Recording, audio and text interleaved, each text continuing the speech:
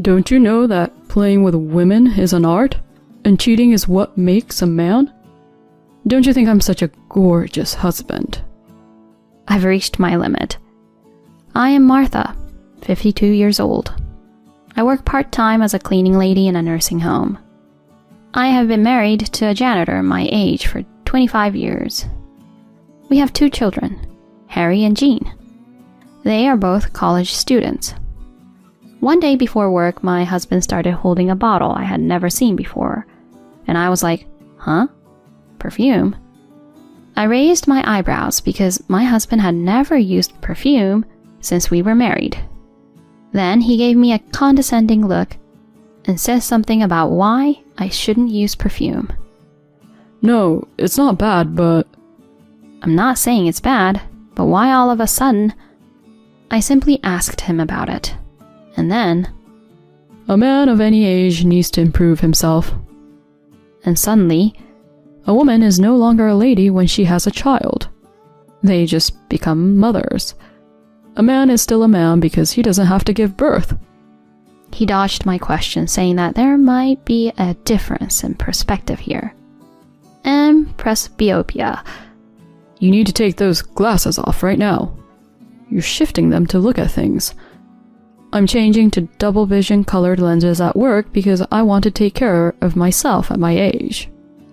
And my husband pulls out a pair of purple colored glasses from his pocket to show me. It was a very shiny pair of glasses with silver frames on the top. He didn't seem to like the way I was judging him by the look on his face. As he put the perfume away in his bag, he sprayed it in my face. I gagged on the harsh mist. I coughed and cried. It's a sanitizer for an old hag. He laughed, and laughed, and laughed, and then he slammed the door and went to work. Perfume? Colored glasses?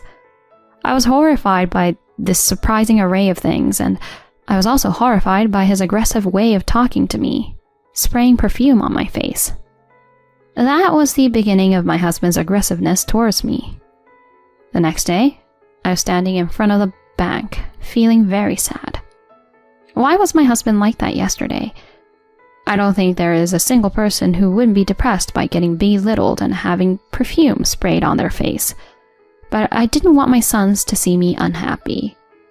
And also, because of my pride in working at the nursing home, I never wanted the people at the facility to see a depressed face.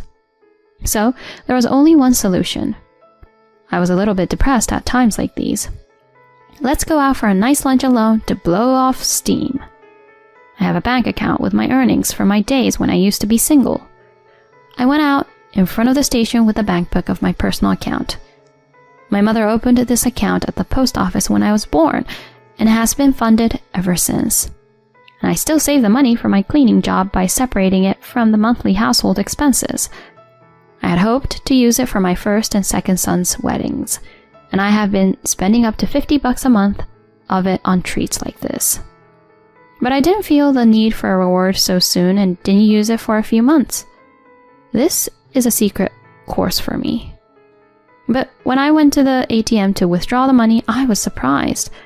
I checked my balance, and to my surprise, it was 0. Huh? What? My mind went blank. I rushed to check the contents of the bank book. That's the only place I could think of. I ran home. I was too weak and pale to comfort myself. Did you use the money from my savings account? I hold up the bank book, and he says, I spent it, but so what? That was the dreadful reply from my husband. You spent it? Because we're family, and what belongs to the family belongs to everyone. What kind of philosophy is that? This was to fund Harry and Jean's future wedding and new house. You can't touch it. You say what belongs to the family belongs to the whole family, but you can't just spend it all by yourself, I retorted. Then, a wonderful family project. It's a dirty job you have, isn't it? That's why I have to go looking for another woman. What? A woman? I raised my voice. It was so predictable. Oh God, a woman. Unlike you, I'm young at heart, but think about it. Like I said before, you can't just have romantic feelings for your mother. That's more dangerous, right? But that's on you too, because you're not even trying to be a proper woman. You're just doing a dirty job, like cleaning houses to earn money. I'm a better person than you. I'll probably meet with the right girl. I like young women. They smell good, and they don't whine like you. That's too much for him to say. Just when I confront him about an affair, he belittles me for my age and tells me that I'm in the wrong. What? My blood rushes to my head in anger, and my words become louder. My eldest and youngest sons heard the commotion and came downstairs. They could not enter the living room, so they peeked by the door. My husband did not notice this and continued to talk to me. Don't you know that playing with women is an art and cheating is what makes a man? Don't you think I'm such a gorgeous husband? You don't think so, huh? You're just a mother and a cleaning lady. If you have a problem with me, get a divorce. You can't do it anyway because I'm the one who makes our living. I couldn't take it anymore. The blood rushing to my head exploded with a bang. I'll gladly do it, I shouted and poured water on him. I'm going to clean up your filthy mess, so pack up your stuff and get out now. Pack up my stuff and send it here. Fill out the divorce papers there first and send them to me, and I'll sign for them. He took a scrap of a receipt from his wallet and scribbled the address on the back of it and left. I stood in the room afterwards. Why do I have to pack your stuff? Who has been supporting this house? I trembled for a while in anger, but after 2 hours I began to feel uneasy. Would this house be able to hold up? Well, I'll just have to make do. I'll work more hours at my part-time job. I called out to my oldest and second son who were peeking out the door. It had been 2 hours and they were still there. I'm sorry, Mom and Dad are fighting, but you guys don't have to worry about anything. I'll work more at my job. My eldest son blurts out in response. Dad suddenly changed with his stinky perfume. He said having kids makes him old. He said that we're a burden. What? A burden? Yes, he said he wanted to be young. Having kids is a burden, he said. I reminded myself that this was no time for insecurity. You're my reason for living. I won't let you be inconvenienced until you're old enough to live on your own. My work ethic was ignited. Mrs. Martha, have you been cleaning here more often lately? The one in the wheelchair is Mrs. Lucy. She's one of the residents of this nursing home. Well, I'm in need of some money. I laugh in reply as I move the mop around. But I'm getting fat and I should exercise this much. Mrs. Lucy looks at me and says, But your hands are getting so red. Mrs. Lucy reaches out from her wheelchair and grabs my hand.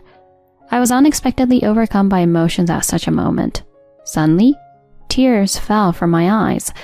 It was so bad that even I didn't realize at first that I had sunk to the floor. It is not easy to support my sons as a single parent, but I couldn't sit at home and brood over my situation. I was subconsciously tense. I think I suddenly relaxed. I hadn't had someone hold my hand and worry about me since the separation. Mrs. Lucy's eyes widened at my falling tears, but she gently rubbed my back. What happened to you? Tell me. I've been so grateful for all the help you've given me in cleaning my room. I'd love to hear your story and take the crap out of your mind. I couldn't stop crying anymore. I then talked to Mrs. Lucy, crying. Mrs. Lucy was rubbing my shoulder the whole time. A week later, I was in front of the meeting room of the nursing home. Good luck! Mrs. Lucy held my hand the same way she had that day. I nodded. Shall we go? We went into the room with another person. Inside the room, there was my husband. What are you doing here, calling me all the way from work? He asks me with a half smile. I work here. Poor you. So you're going to say, please come home after all? Are you going to get down on your knees and say, you can't make ends meet? My husband is smirking, wearing his new glasses. I sit down opposite him, but even at that distance, the scent of his perfume hits my nose. Do you really think that's why you were called out here? That's all I know. You're saying that you're just here for your own reasons, but it's really because you don't want your 2 sons to see this, right? But that doesn't make any sense. What's with the guy next to you? My husband glares at the man next to me. Oh, come on. You started cheating on me too? But then again, you're still wearing makeup the same way as before. You haven't lost any weight? I guess you're asking me to get down on my knees too. My husband laughs without any sense of shame. He really thinks I'm such a crybaby. He even claps his hands and laughs. The man next to me offers his business card. Martha is here to talk to you about post-divorce property. I'd like to talk to you about your post-divorce assets. I'm Roy Edwards, her attorney. What? In an instant, my husband's laughter stopped. He probably thought I was having an affair with a lawyer. I guess he wasn't expecting that. He gulped. Mr. Edwards is the son of Mrs. Lucy, the wheelchair-bound woman who had approached me before. That time, when Mrs. Lucy rubbed my shoulder, "How can there be such a terrible story?" Mrs. Lucy cried as she spoke to me. She was angry with him as if I were her own. "You work so hard cleaning the room and say cheerfully, 'I'm done,' and smile at me. You know how much you inspire us, and you come up a lot in our conversations at meals. Everyone's always saying how nice you are. We've been talking about how you've been a little down lately." And Mrs. Lucy introduced me to her son. That's how it happened. Huh? She's the one who asked for the divorce. I'm not paying alimony. I wouldn't have divorced her if I wanted to pay. My husband's attitude changed as soon as he heard the word lawyer. He suddenly spoke respectfully and toned down his voice. Where was his "I'm getting a divorce" now? I won't give you a divorce if you're going to make me pay. He's really saying that? But Mrs. Lucy smiled. Whoever requested the divorce doesn't have anything to do with the payment of alimony. And if you don't agree to the divorce, we will go to court. I'm going to explain now that you, the husband, is entirely to blame. It's due to cheating. You don't believe that this is unfair and that the husband is entirely to blame? There's a reason, but... Whatever the reason, you cheated on her. My husband is panicking and tries to make a counter-argument. She's just a mother with a plain face. I heard on TV that you can get divorced if there are serious reasons to not keep the marriage. That's why what you say about a woman's worth is so questionable. Mrs. Lucy is blunt. But the main problem is...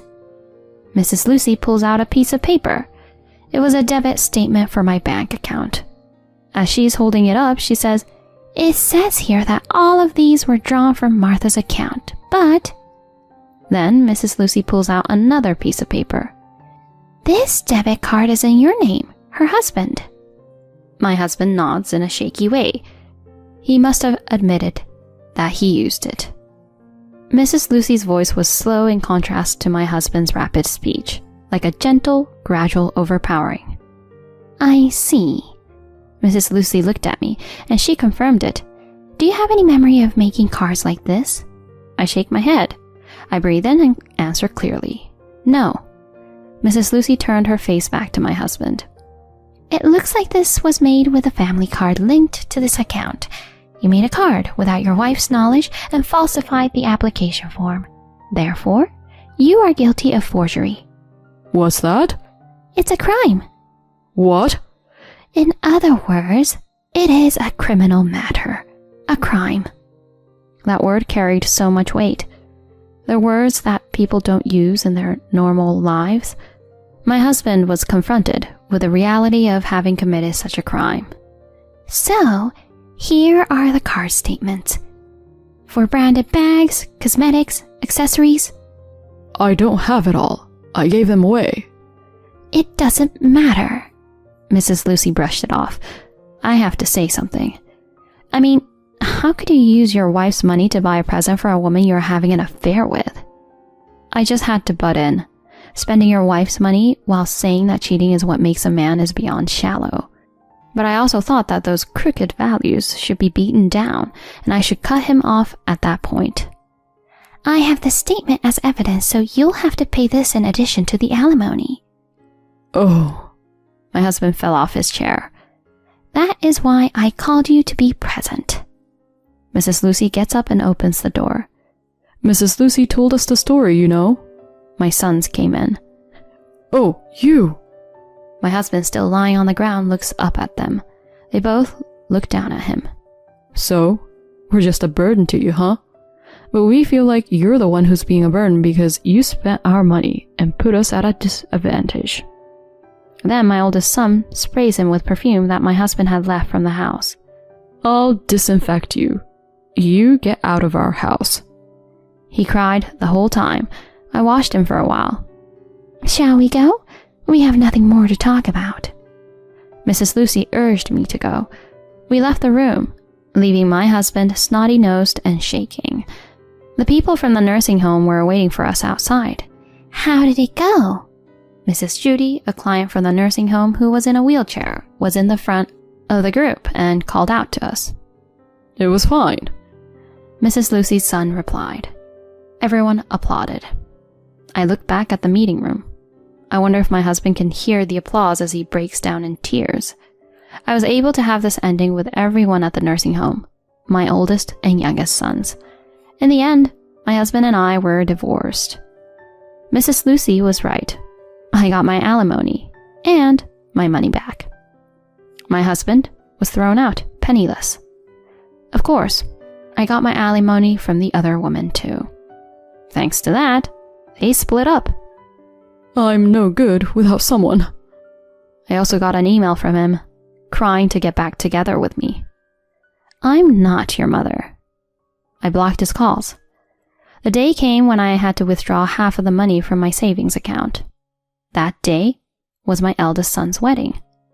He's wearing a tuxedo and his beautiful wife is standing next to him. You know, my eldest son approached me. Give me your hand. And he places a small gift box on my hand. Thank you for raising me. I didn't know what to give you as a present, so I heard that you needed something to write your name with in the cleaning schedule, so it's a pen. My second son peeks out from behind me. My brother said he wanted to thank you for everything. I wanted to do that too, so I also put in a little something. I almost cried. I'll save my tears until the ceremony. I look up. Thank you, Mom, for everything you've done. Your hands make me and Jean proud.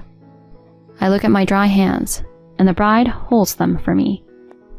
I know a good hand cream. I'll buy some and come over. Thank you. I squeezed her hand back. Thank you. I live with the happiness that comes from being surrounded by so many people that I love over the years.